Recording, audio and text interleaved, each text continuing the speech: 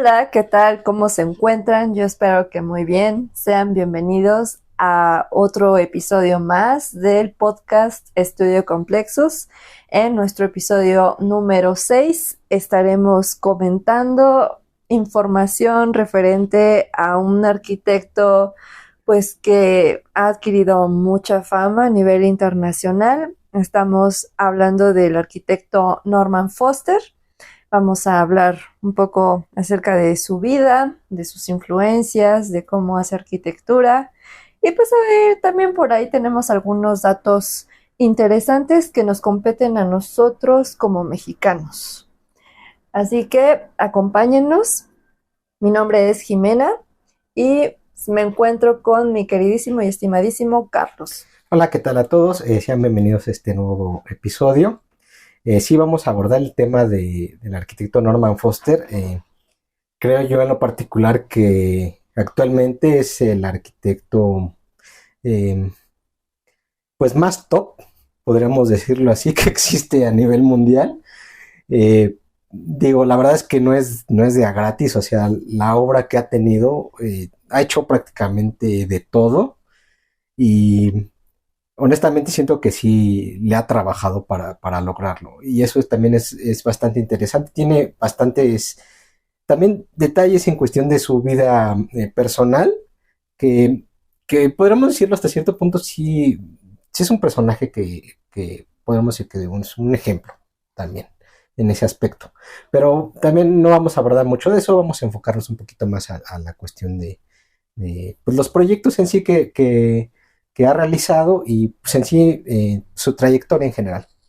Sí, y bueno, para que se den un poco cuenta de la importancia que tiene actualmente oficinas en Berlín, en Frankfurt, en Hong Kong, en Tokio, Londres, Madrid, Abu Dhabi y Nueva York. Además, él es premio Pritzker, que es una premiación importante en el gremio de la arquitectura. Él recibe este premio en el año de 1999. Y bueno, él como es originario de Inglaterra, de Manchester, pues él ya tiene el título también de Sir desde el año de 1990. Sí, de hecho, su plantilla, en lo que es su despacho, pues es prácticamente como 1,400 personas, es una plantilla bastante amplia. Eh, y bueno, como lo acabamos de ver, pues realmente tiene pues, fama a nivel internacional. Y bueno, esto se debe también a que él ha sabido aprovechar bastante bien el diversificarse, aprovechando pues, los booms que puedan surgir económicos en diferentes países. Sí, tienes mucha razón. Y vamos a comenzar hablando un poco acerca de sus orígenes, de este Norman Foster. Él es originario de Manchester, Inglaterra, nace en el año de 1935 y él hace sus estudios de arquitectura y urbanismo en la Universidad de Manchester. Posteriormente se va a la Universidad de Yale, donde realiza el posgrado de arquitectura. Siendo un arquitecto joven, trabaja con el conocido Richard Buckminster Fuller, que él fue una gran influencia de este Norman Foster, porque él también tenía mucho interés en cuanto a cuidado medioambiental, al empleo de la tecnología. Este arquitecto también realizaba muchas geodésicas y creo que él influyó bastante directamente en la forma en que Norman Foster posteriormente hace su arquitectura. Es en el año de 1965 cuando este Norman Foster funda su propio estudio de arquitectura junto con este Richard Rogers, Wendy Chessman, que era la esposa de Norman Foster, y con esta Sue Brunwell, que ella era esposa de Richard Rogers. Y juntos su estudio se hizo llamar Team 4. Sí, este primer estudio, de hecho, inclusive trabajaban así prácticamente en una casa, improvisaban prácticamente en la oficina. eh, es como dicen, estaban haciendo los primeros pininos. Pero duraron prácticamente como 3 años nada más. Ujú. Sin embargo, ahí les va un dato curioso para los que hayan visto la película de la naranja mecánica. Resulta que uno de los escenarios icónicos de esta película, pues se elabora en una casa bastante particular que fue proyectada, hecho por este equipo. La casa se llama Skybrick House y fue construida en 1966. Ah, mira, no sabía ese dato. Pero bueno, sí, a pesar de, pues de que sí tuvo un poco de notoriedad este estudio de arquitectos, deciden disolverse y haciendo un poco de historia acerca de la época en que nos encontramos, que es la de la década de los 60. Todavía tenía este Norman Foster mucha influencia de tanto Le Corbusier como de Frank Lloyd Wright. Y ya cuando este Norman Foster comienza pues a encontrar su estilo, él entra dentro de el movimiento high-tech, que es un movimiento que incorpora mucha tecnología en la arquitectura eh, y hace que, que la estructura y la tecnología sean muy visibles en los edificios. Sí, de hecho, estos primeros proyectos pues realmente eran hasta cierto punto muy industriales, o sea, Ujú. excesivamente industriales. De hecho, o sea, siendo sincero, ese estilo sí ha ido evolucionando. O sea, hoy en día ya la arquitectura de Norman Foster no puedes encasillarla únicamente nada más dentro del movimiento high-tech. Pues realmente ha cambiado. Lo que sí es que creo lo que ha perdurado es esta idea de siempre ofrecer avances tecnológicos en sus edificios, sobre todo enfocada para cuestiones de sustentabilidad y hacer edificios pues más ecoamigables, podríamos decirlo también.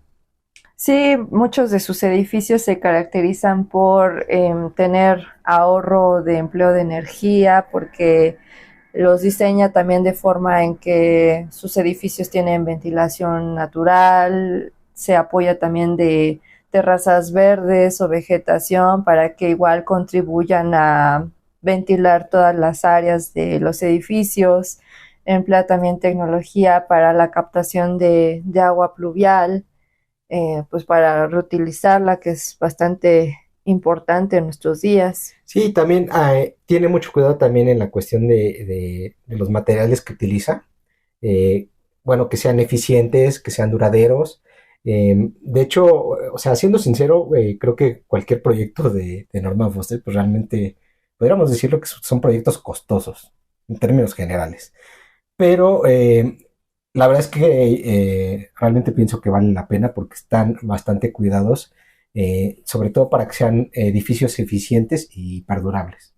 Sí, luego mucho también de lo que eleva los costos es que, pues como Carlos había comentado que Norman Foster trabaja en muchas partes del mundo, diseña, él trabaja a base de muchas piezas modulares y luego estas piezas modulares pues no están en existencia en el país al que va a realizar su obra, entonces se dedica a realizar pues todas esas piezas moduladas que después las tiene que trasladar al lugar en donde se va a emplazar el inmueble. Ah, qué dato tan curioso acaba de dar Jimena. Sí, de hecho, honestamente esa parte no me la sabía y pues realmente esto es como poco contradictorio porque pues realmente eso no es bastante sustentable. Sin embargo, pues para ser sincero, creo que cualquier proyecto pues realmente siempre tiene un impacto. De cierto modo, creo que en términos generales él sí tiene un genuino preocupación por tratar de hacer pues, los edificios lo más ecoamigable posible, ¿no? Sí, pero aquí te va otro dato contradictorio, porque pues recordaremos que en el sexenio de este Enrique Peña Nieto, pues ya estaban comenzando con la construcción del nuevo aeropuerto en Texcoco. Y justamente uno de los arquitectos a cargo de este proyecto justamente fue Norman Foster en colaboración con este Fernando Romero, que es quien estuvo a cargo del Museo Soumaya, ahí en Polanco. Y bueno, finalmente, pues este aeropuerto se canceló por las razones que ya sabemos en el actual periodo de este Andrés Manuel López Obrador, pero sí es muy cuestionable la zona que eligieron en su momento para el nuevo aeropuerto porque secaron el lago, eh, fue como un, pues una cosa muy abrupta con el entorno, o sea que me parece que no tiene pues mucho de coamigable ni de preocupación por el medio ambiente, porque de hecho, o sea, Norman Foster sí estaba muy consciente de en dónde es el lugar en el que iba a estar el aeropuerto. Y también está muy consciente del actual aeropuerto del AIFA, que también él no considera que sea un lugar adecuado. O sea, en palabras de Norman Foster, lamentó que el aeropuerto no se haya concluido porque le parecía más costoso la cancelación a que hubieran terminado la obra en sí. Y pues también este Norman Foster piensa que la Ciudad de México sí requiere un aeropuerto pues de una gran envergadura por la cantidad de actividades que ya se realizan en la ciudad, y piensa que eventualmente en algún otro momento se va a tener que pensar en un mejor aeropuerto, ¿no? Sí, qué dato tan bastante cuestionable. Eh, o sea, siendo sincero, la cuestión del aeropuerto, en términos de arquitectura, sí fue una verdadera pena, porque el Ujú. proyecto, de hecho, nosotros conocimos el proyecto, llegamos a ver también lo que es la maqueta y todo esto. Era un proyecto bastante interesante, estéticamente mucho mejor que la cosa que se construyó en Santa Lucía. Pero aquí el problema de fondo es más bien sí, la pésima planeación urbana que existe detrás de esto. Porque, o sea, siendo sincero y en opinión particular, yo soy de los que opino que estuvo muy bien que se cancelara el aeropuerto Sí, de yo Texcoco también. porque realmente era una zona que era de los últimos vasos reguladores de la ciudad. O sea, de por sí tenemos problema de, de que no se inunde ni nada. Y también era un impacto ambiental pues bastante fuerte que pues es algo que no se tomó para nada a consideración y no era el lugar más óptimo para construir un aeropuerto. Eso sin tomar en cuenta que parece que no hemos aprendido en la Ciudad de México de construir en un lago, ok, te va a quedar bien al principio, pero eventualmente vas a tener problemas y eso va a ser como que de a ley, porque así es la naturaleza, ¿no? Pero bueno, sí es una pena porque, pues sí, realmente en cuestión de experiencia de Norman Foster proyectando aeropuertos, pues creo yo que es el arquitecto actualmente con más experiencia Ujú. haciendo aeropuertos de primer nivel en todo el mundo. De hecho, el aeropuerto más grande del mundo actualmente es una obra de Norman Foster. ¿Cuál es? Es el aeropuerto de Pekín. Ah, es el que hizo ahora para las Olimpiadas, ¿no? Sí, así es, Jimena. Ah, pues es que justo no recuerdo bien el nombre de un documental que llegué a ver en el que hablaban de ese aeropuerto y lo impresionante que mencionaban o una de las particularidades es que, o sea, el mismo diseño o cómo estaba todo distribuido le iba diciendo a los usuarios hacia dónde tenían que dirigirse. O sea, sin necesidad de que te estuvieras perdiendo a pesar de la magnitud pues Era bastante del intuitivo, terreno, ¿no? ajá, que era muy intuitivo. Esa era una de las características muy positivas que mencionaron en ese entonces de ese aeropuerto.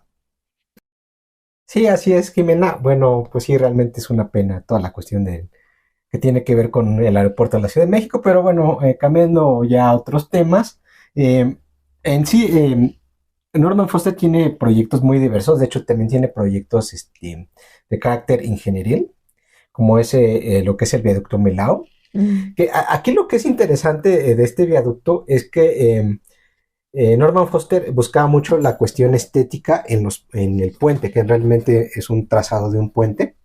Y él decía que, bueno, los proyectos de ingeniería no necesariamente tienen que ser pues feos, ¿no? O sea, pueden tener alguna gracia, ya que de todos modos van a tener un impacto pues, en el medio ambiente, pues de menos que se vea pues, agradable o que sea estéticamente agradable. Y particularmente en este viaducto, pues realmente creo que lo logra, es una serie de puentes que están tensados y pues se ve el recorrido bastante interesante, que de hecho este puente en su momento fue el puente más alto del mundo.